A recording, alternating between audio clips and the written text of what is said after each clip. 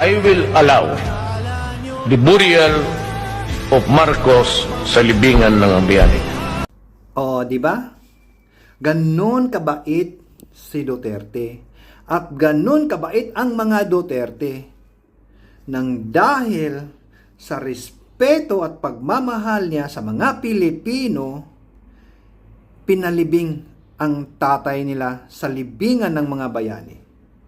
Hindi pinakulong ang nanay dahil matanda na.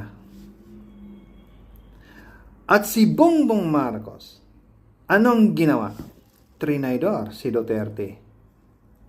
Hindi lang ang pamilya ni Duterte ang trinidor ni Marcos, kundi ang buong Pilipinas. Ang sambayan ng Pilipino ang trinidor ni Bongbong. At sa mga loyalistang mga tanga, hanggang kailan kayo mananatiling tanga? Meow meow, tutut, bye bye. Oh my